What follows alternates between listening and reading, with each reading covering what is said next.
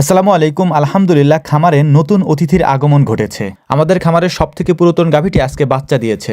এই যে সাদা গাভীটি দেখতে পাচ্ছেন, এই গাভীটি আজ থেকে 6-7 বছর আগে আমরা কিনে এনেছিলাম। এবারে এই বাচ্চাটি দিয়ে মোট 7 বার এই গাভীটি আমাদের এখানে বাচ্চা দিয়েছে। সাধারণত এই সব ফ্রিজিয়ান গাভী এত বাচ্চা দেয় না, 4-5 বার বাচ্চা দেওয়ার পরেই তার বাচ্চা দেওয়ার ক্ষমতাটা হারিয়ে ফেলে বা অনেক অংশে বাচ্চা দেওয়ার ক্ষমতা ওদের কমে যায়। সকালবেলা আমরা যখন খামারে যাই, খামারে যেয়ে দেখতে পাই যে এই গাভীটি বাচ্চা দেওয়ার একটা উপশম দেখা দিচ্ছে, অর্থাৎ বাচ্চা দেওয়ার পূর্বে ওদের যে সিমটমগুলি থাকে সেগুলি দেখা দিচ্ছে। তো আমরা গাভীটিকে বাইরে নিয়ে আসছি, বাইরে এনে তারপর একটা খুঁটির সাথে বালুর উপরে বেঁধে রাখছি যাতে করে নরম জায়গায় ও থাকতে পারে। কারণ এই বালুর উপরে তেমন একটা জীবাণু থাকে না, যে কারণে এই বালুর উপরেই আমরা ডেলিভারিটা করানোর চেষ্টা করি। আর এই ডেলিভারি করানোর ক্ষেত্রে আব্বা আর আমি দুজনে মিলেই সবসময় করানোর চেষ্টা করি। এর সাথে আমাদের কাকা থাকে, তিনি আজকে নেই, এই জন্য আমরা দুজনেই করতেছিলাম সেটা। তো আলহামদুলিল্লাহ বাচ্চাটা ডেলিভারি হয়ে গিয়েছে। যেহেতু পুরাতন গাভী, আমাদের তেমন একটা কষ্ট করতে হয়নি। তো আলহামদুলিল্লাহ আমরা একটা ষাঁড় বাচ্চা পেয়েছি এবারও। আমাদের এই নিয়ে এবছর প্রায় 9টার মতো বাচ্চা হয়েছে। এর মধ্যে প্রায় 8টা বাচ্চাই ষাঁড় বাচ্চা হয়েছে, একটা হচ্ছে বকনা বাচ্চা গত কয়েকদিন আগে যেটা আমি আপনাদেরকে দেখিয়েছিলাম। তো ওই একটা বাচ্চা বাদে বাকি সবগুলি ষাঁড় বাচ্চা হয়েছে এবার। গরু বাচ্চা দেওয়ার পর আমাদের সবথেকে গুরুত্বপূর্ণ কাজ যেটা থাকে, বাচ্চাকে গরুর সামনে এনে দেই, তারপর হচ্ছে বাচ্চার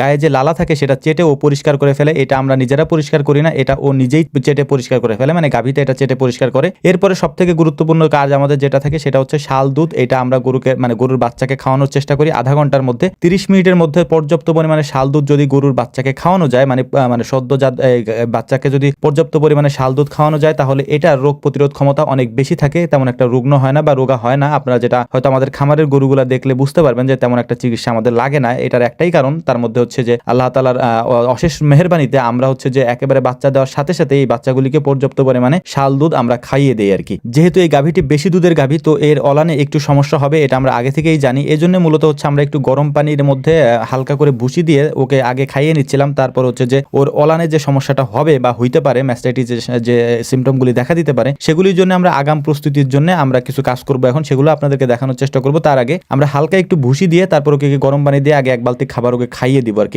এটার যদি আমরা খাওয়াই দিয়ে আগে, তাহলে হচ্ছে যে ফুলটা থাকে পেটের মধ্যে, ওই ফুলটা দ্রুত পড়ে যায় আর কি। এর পাশাপাশি ডেলিভারির সময় গাভীর শরীরে যে ব্যথাটা থাকে, সেই ব্যথাটা ওই গরম পানির কারণে কমে যায় অনেক অংশে। তো যাই হোক, আলহামদুলিল্লাহ মোটামুটি এই কাজটাও আমাদের কমপ্লিট। এখন মূলত আমরা হচ্ছে যে ওর ওলানে কর্পূর এবং সরিষার তেল দিয়ে মালিশ করে দিব এবং দুধ যেটা আছে সেটা আমরা টেনে বের করে ফেলবো, যাতে ওলানের মধ্যে বাড়তি দুধ না থাকে। এটা থাকলে পরবর্তীতে আরো সমস্যা হতে পারে, ওলান ফুলে যেতে পারে, যে কারণে বাড়তি দুধগুলো আমরা টেনে ফেলে দিব। তারপর হচ্ছে যে ওর ওলানটা আমরা সুন্দর করে কর্পূর এবং সরিষার তেল দিয়ে যে পেস্ট আমরা তৈরি করেছি, এটা দিয়ে সুন্দর করে মালিশ করে দেব। একেবারে সুন্দর করে মালিশ করতে হবে। এটা যারা করেন তারা একটু খেয়াল রাখার চেষ্টা করবেন, একেবারে শক্ত মানে যেটা হয়ে যাবে ওই জায়গাটাকে নরম করতে হবে শুধুমাত্র, এরকম টিপে টিপে, এছাড়া কোনো উপায় নাই। আর এটা যদি আপনি মানে ডাক্তারি খরচের মাধ্যমে করতে চান, তাহলে এটা আপনার খরচ অনেক বেশি পড়বে এবং দুধও কমে যাবে। যে কারণে হচ্ছে এটা একদিনের মধ্যে যদি আপনি কমপ্লিট করতে চান বা 2 দিনের মধ্যে যদি কমপ্লিট করতে চান, এই ধরনের ভিডিও আমাদের আছে। বরফ, কর্পূর এবং সরিষার তেল দিয়ে কিভাবে আমরা এই অলানগুলিকে ঠিক করি, অর্থাৎ ম্যাস্টাইটিসের এই উপশমগুলি আমরা কিভাবে ঠিক করি, এই ধরনের ভিডিও আমাদের চ্যানেলেও দেওয়া আছে, সেগুলো আপনারা দেখে নিতে পারেন। তো আমাদের জন্য দোয়া করবেন। আসসালামু আলাইকুম রহমতুল্লাহ।